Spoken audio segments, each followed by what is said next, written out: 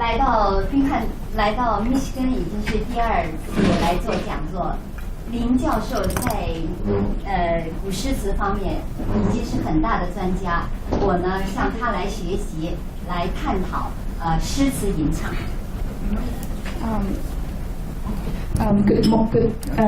Hello everyone. This is my second time to the Michigan University. I'm very honored to be here. Professor Lam has been a very famous professor in Chinese poetry chanting. It's my honor to be here and to discuss the chanting tradition with him. 那今天我们也是大家一起来来探讨一下中国的唐宋诗词的吟唱。Today we'll together come to discuss the poetry chanting in the Tang poetry and song lyrics with everyone. 我们知道中国的诗书是正统，是中国的传统。那诗作为中国原点6经之首，中国是诗的国度，以《诗经》为源头，以楚辞、乐府、唐诗、宋词、元曲等承节，延绵上下3000年。The Book of Songs and the Book of Documents are the sources of the authentic tradition of Chinese culture. The Book of Songs is the most important document in the 6 classics. China is a country of poetry and boasts an enduring tradition of over 3,000 years, spanning from the Book of Songs, followed by the Chu songs, the 楚辞, the music bureau poems, poetry of the Tang Dynasty, and 词 poetry of the Song Dynasty, and 曲 poetry of the Yuan Dynasty. 那在文化解释方面，它首先的审美功能，诗的审美功能在《诗经》里已经概括为心观情愿，即诗歌可以抒发感情，观察社会，和谐沟通，批判现实。因此呢，诗者为天地之心，君德之祖，百福之宗，万物之护也。The aesthetic function of the Book of Songs are summarized by 4 characters in Confucius' The Dialects. 心, the expression of one's feeling. 观, meaning to observe society. 群, to communicate with others harmoniously. And 怨, meaning to criticize society. It is said that in the chapter titled Han Shen Wu in the book Shen Wei, 诗伪, that poetry is the heart of heaven and earth, the origin of the virtue of the Lord, the beginning of all blessing and the door to everything. 第2个功能呢是文化校正功能。没有诗意的人生是闭锁的，没有诗意的民族是庸碌的。中国是一个农业文明维系的典型的内陆文化，在诗意的呵护和提携下，在诗性的思维当中，那内陆文化所固有的封闭保守的文化劣性呢，得到了必要的矫正和日新。A life without poetry is low and unworthy, and a nation without poetry is mediocre at best. Chinese culture is a typical inland culture, which is first and foremost built upon agriculture. However, under the ascending power and protection of poetry, the intrinsic so-called defect of the inland-type civilization, often labeled as being too enclosed and conservative, is rectified and its culture is refreshed. 那中国的诗歌呢，传唱，中国诗歌传统唱诵与格律诗在这个音律美方面是非常突出的，如诗300，孔子皆弦歌之，称之为诗歌。那所有的诗是可以唱的。那它的这个演唱性和传播性的功能，在《尚书》里已经非常就是讲得很清楚。比如说诗言志，歌咏也，歌诗言志、歌咏言。The chanting tradition in China was very popular and dominant. The Book of Songs includes about 300 poems and songs. Confucius would sing these pieces while accompanied by string instruments. The reason why Chinese people call poetry as 诗歌, literally translated as poems and songs, is due to both its musical nature, its function as a media, and its function as a media platform, as well as its educational value. In the Book of Documents, it is said that poetry is recited to express one's inner feelings. Songs are chanted to voice one's words. Xunzi said that, Xunzi is a very famous Confucius philosopher, said that music has a deep influence on people and it cultivates people efficiently. 始于六朝时期，到隋唐的格律诗，在这个平仄音韵上非常讲究完美，这个是平仄的图。然后使得诗歌在吟诵、一唱、三叹，平仄相连相对，然后使得一句中形成若干个起伏节奏，使吟唱的当中呢既有变化，也能够统一。The Chinese metrical verses started from the 6 dynasties, and its tonal meters became standardized and matured in the Sui and Tang dynasties. The meters created a melodic effect for chanting purposes. The 平仄, tonal patterns, while 平 means referred to level tones, and 仄 refers to oblique tones. The 平仄 alternations within the same line, between lines in the couplet, and between couplets results in the chanting, in the changing of rhythm within the line, as well as the varying melodic movements between lines. So thus, in chanting the poems, there forms a balance between consistency and variation, representing changes within a unity. 这就是一个平仄。所谓平呢，就是一横就声音比较长一点，仄呢声音短而促，所以呢它总是短和促之间形成。它这个纵向的这个方块里是非常需要讲究的，那就是说2、4、6都是仄平平仄，那4是平仄仄平，那到所有的这些讲究都在我们的诗歌的音乐里面都体现出来。那在唐代的文化大有这个胡风的这种粗犷、大气、包容的这种诗歌形式，直接影响到唐诗。那到宋词呢，就迥异不太一样。那我们再鉴赏，我们先鉴赏一下，就是3位巨匠，诗圣杜甫、诗佛王维、诗仙李白这3位巨擘，恰恰代表中国的儒释道三教文化。So the characters belonging to the Ping tones are pronounced quite long and last for some time, but the characters belong to the Zi category, pronounced shortly and fast. So in the 4 lines poetry, the second, fourth, and sixth characters in one line always change between 平仄 between lines in 平仄. So so that forms kind of the alternations within the unity of a poem. So once the civil service examination, so in the Tang Dynasty, poetry became the main genre, not only in literature, but also in the entire Tang culture. The strong cultural heritage from the North non-Han Chinese tribes in the Tang Dynasty directly impacted the artistic expressions of Tang poetry, clearly differentiate from the Zi poetry of the later Song Dynasty. When it comes to the appreciation of poetry from the Tang Dynasty, there are 3 giants of poetry that we will encounter. The first of them is Du Fu, the sage of poetry.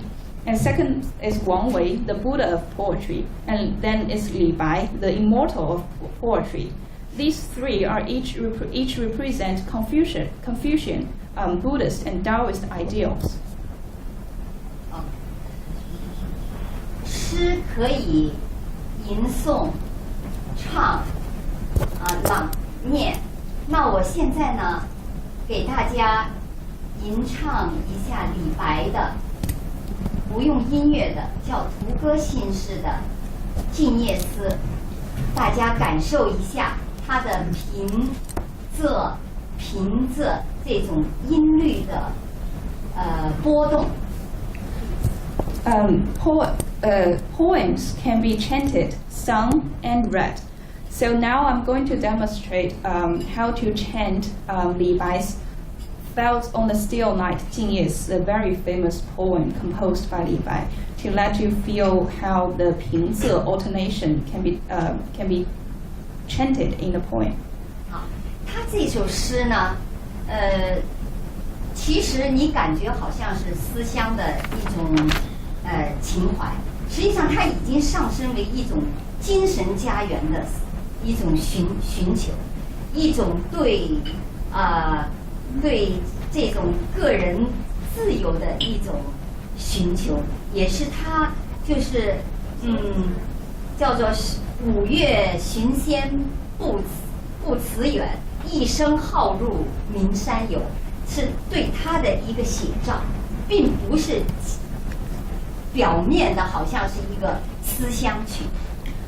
This poem, with the main theme of homesickness, evoked and intensified by gazing at the mid-autumn moon, is in fact not only a poem of homesickness.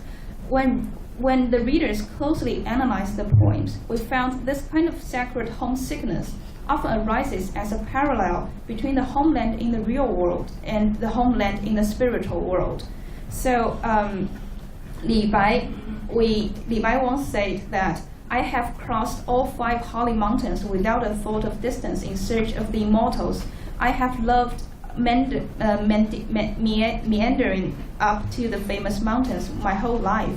He gives us a faithful illustration of his views. 那入声是比较直而促，那平声比较长，比如说月和香，一会儿我会演唱。月 literally means moon. It's a character of the 仄 category, so it's pronounced shortly and fast. So it's called the entering tone, the 入声, belong to the oblique, the 仄 category. Then the xiang is a character belongs to the 平 level category. It's a 平声, so the flat tone. It has a longer pronunciation, which can be pronounced with a strong beginning and then drawn out as it fades, making it an appropriate character to end the poem. 这个吟唱是我的研究生期间向傅雪怡老师学习的、习得的中国古诗吟唱。I learned chanting poetry from the master Fu Xueyi when I was a graduate student. 他是在昆曲音乐，在中国音乐方面是非常著名的一个学者，现在。He has passed away, but he is a very, very famous scholar in Chinese Kunqu opera and Kunqu opera studies and poetry chanting. 我是他最后的学生。I am his last student. 我现在演唱。I'll demonstrate. 窗前明月光，疑是地上霜。举头望明月，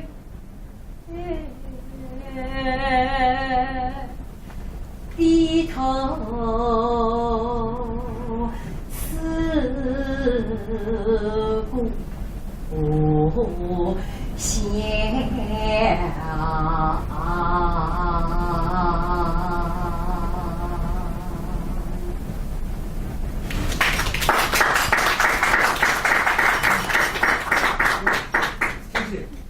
你可以先念一念，然后让他们知道每一个字是这样。OK，这真的非常好。OK. I'm asking Professor Du to read the text naturally first, so you can follow one character, one word on the character, so you can really follow the ups and downs, the intricate sounds of it.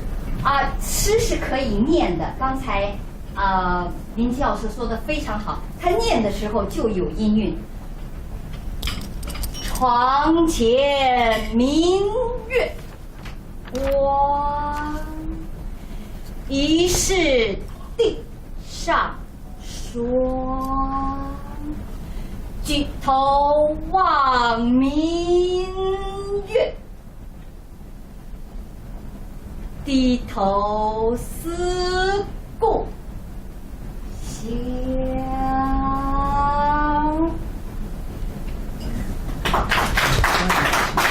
这是短处和延长，它是这样。When reading this poem, she was also demonstrating how the alternation between 平仄, the level and oblique tones, can be can be alternated in the poem. 后期还有音乐伴奏，我们来听，后面还有音乐的。Later on, I'll show the musical, the chanting poems with the musical accompaniment. 我们说杜甫的两个黄鹂鸣翠柳 ，yes good，这个在整个的演唱或者是上面是非常有画面感的。This quatrain composed by Du Fu is a very pictorial poem. It depicts a painting, in fact, within the poetry. Do you want me to explain? 比如说黄鹂，它是一个比较近的、比较漂亮的颜色，然后黄鹂，然后白鹭，到这边就比较素淡。前两句会是，后面你把那个后面是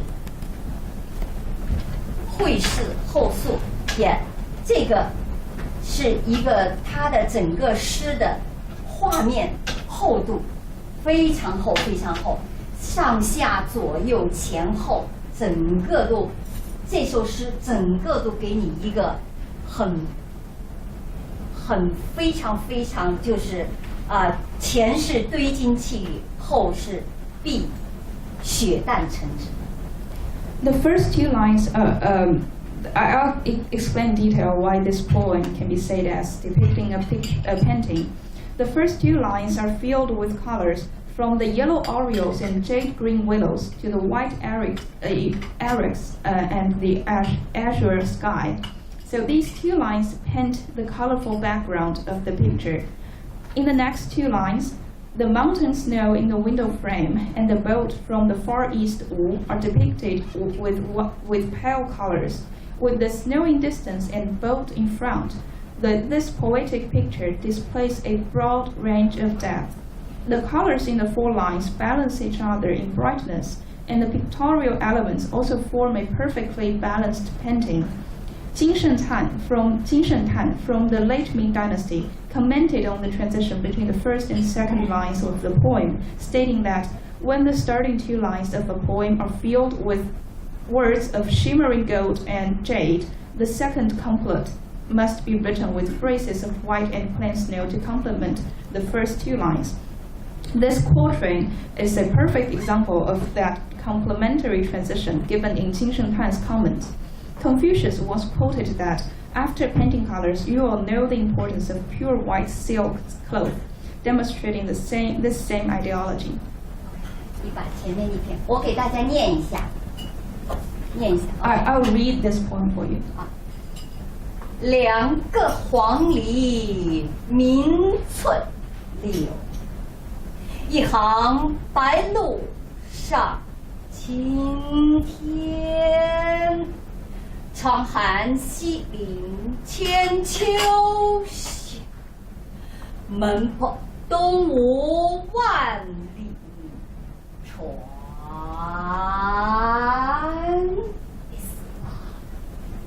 But 所有的人都可以用你家乡的语言来念。Everyone can read and chant this poem with their own dialect. In my country, 我是江西人。I am a native from Jiangxi province. Chinese 江西。China 江西。But 我的发音就不是刚才 Mandarin. It's not a Mandarin. 2个黄鹂鸣翠柳，一行白鹭上青天。长寒西岭千秋雪，门泊东吴万里船。It's different. 所以在我们的故乡中国有30多个城市，谁只要是觉得能够 enjoy 自己，就可以去念诗、唱诗。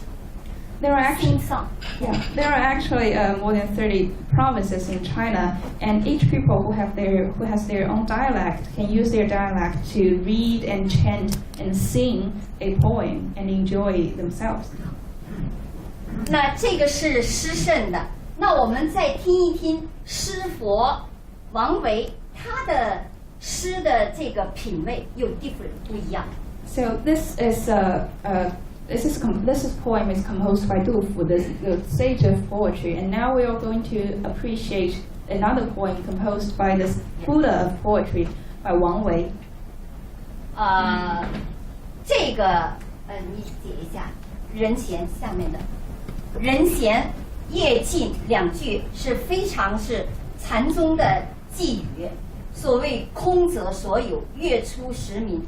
按道理月亮是不能有声音的，可是他已经把月亮能够把鸟惊动，所以这是非常得理趣的地方。This poem demonstrates a lot of Buddhist ideas. The first 2 lines embody a Chan or Zen Buddhist concept that non-being exists in being, while the later 2 lines illustrate another Chan or Zen idea that fullness is in emptiness. For example, although the moon rises silently, it still disturbs the birds.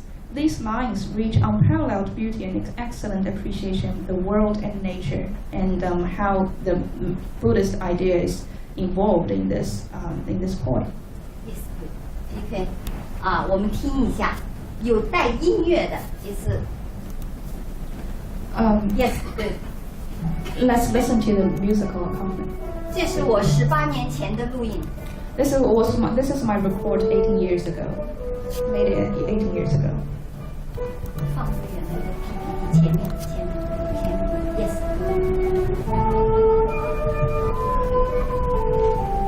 It's so slow.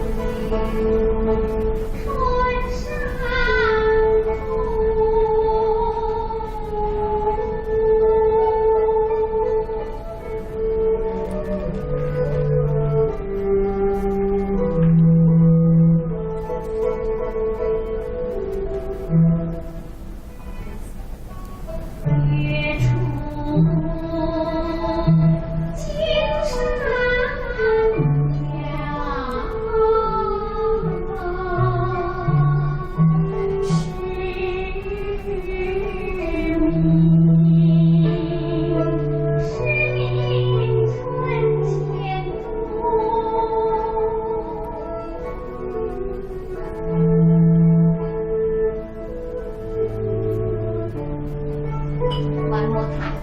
人间桂花落，历尽春山空，月出金山了。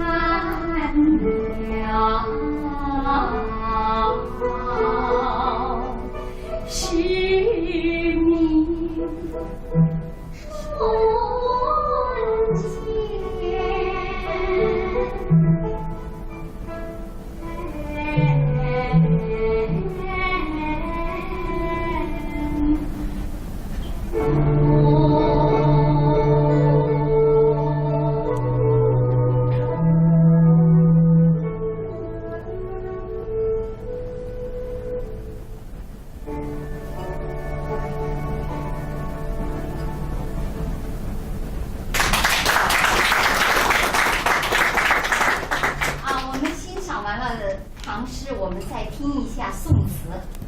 So now we're going to appreciate the song poems in the Song Dynasty.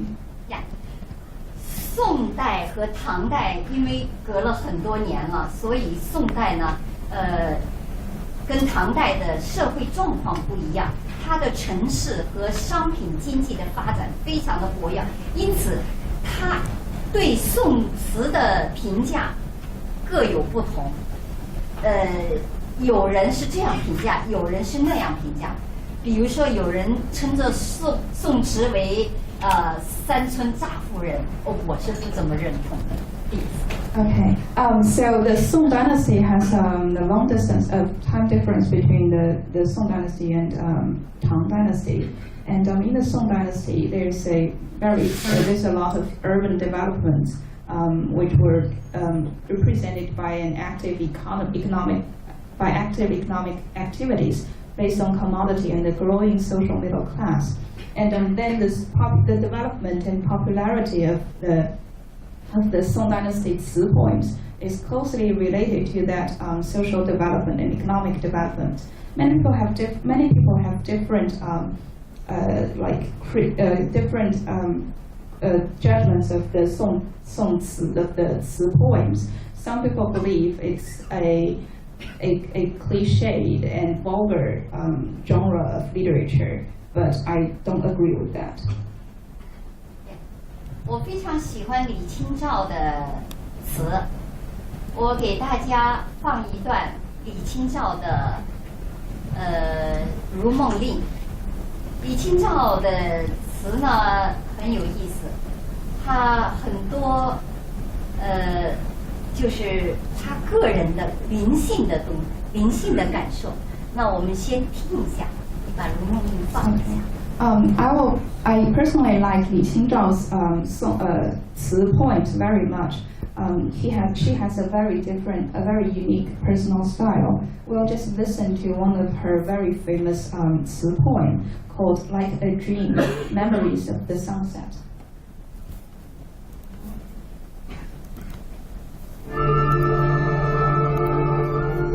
这是一个她少女时期的作品，非常青春萌动。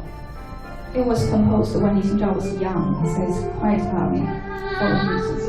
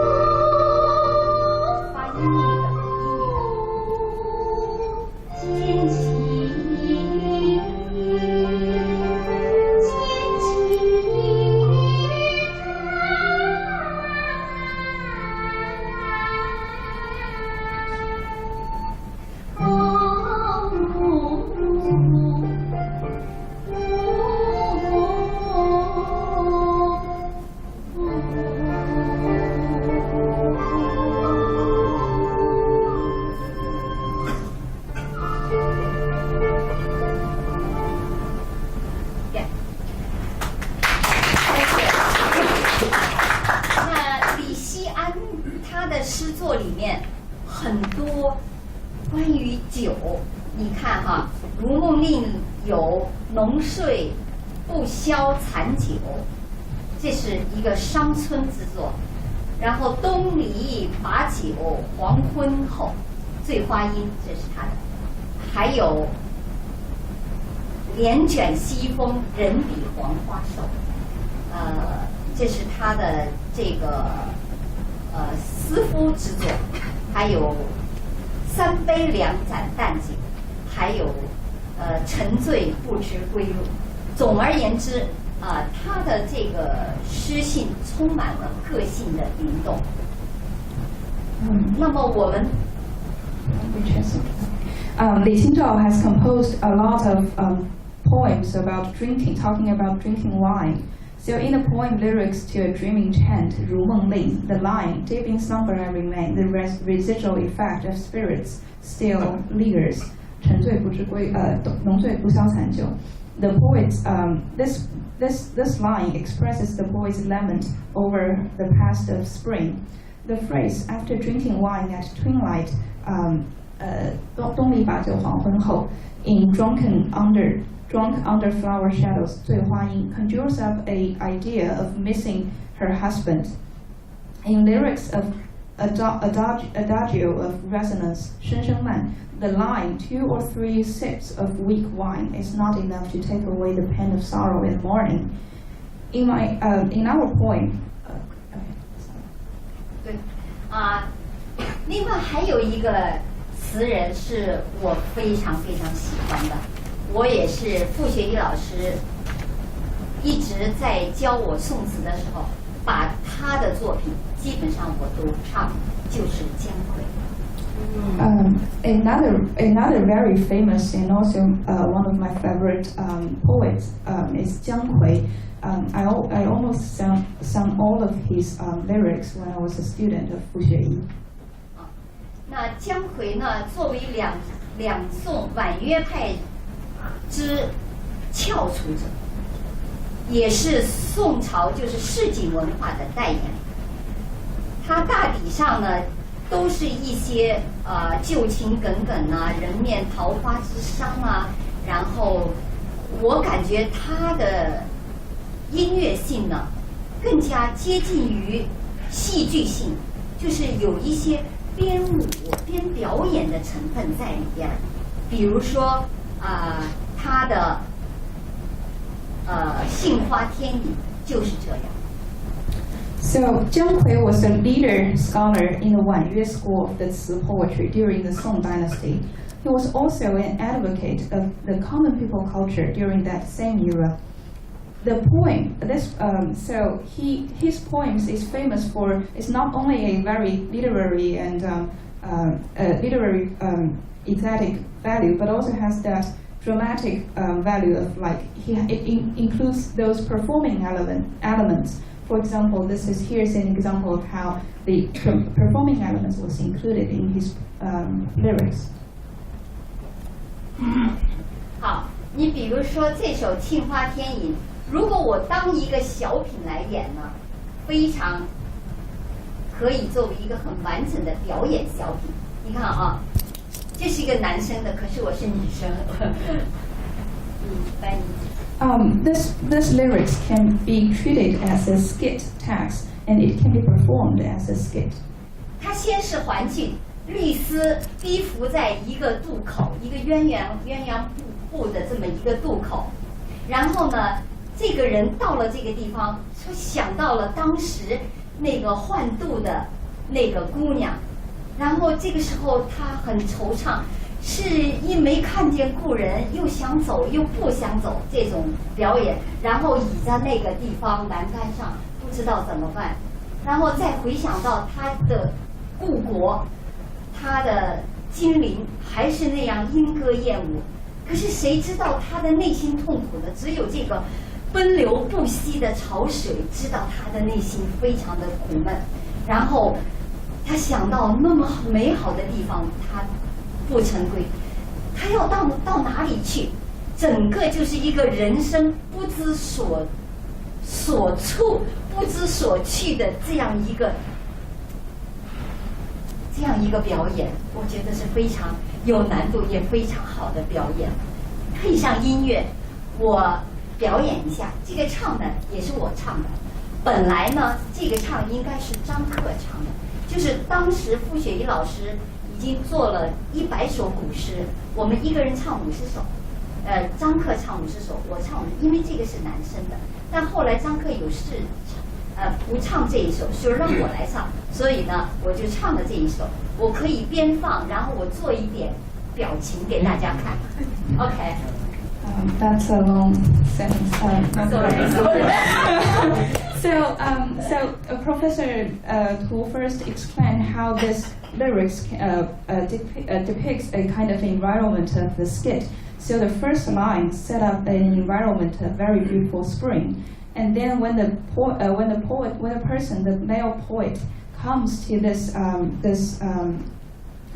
river, by the river, he thinks about a girl that he met previously, but now has already gone. So he knows nothing to do with, but just suffer from that sickness, from that love sickness. And then he also think about his capital, his own country, which has no idea of a coming crisis, but he has already sensed that. Showing that, it's just an expression of the personal resentment of both the country and his own destiny. So Professor who is going to perform this, while we are listening to the music of this lyrics, Professor Tu is going to perform it. She also mentioned that this poet, the chanting part of the poem was sung by her. It should be sung by a male picking opera performer called Zhang Ke, but who is also a student of Fu Xueyi. But because of some personal reasons, Professor Tu finally records the singing of this lyrics. 把音乐放好，然后放到 PPT 上，然后他们感觉。I'm a man. So imagine he is a male, she is a male.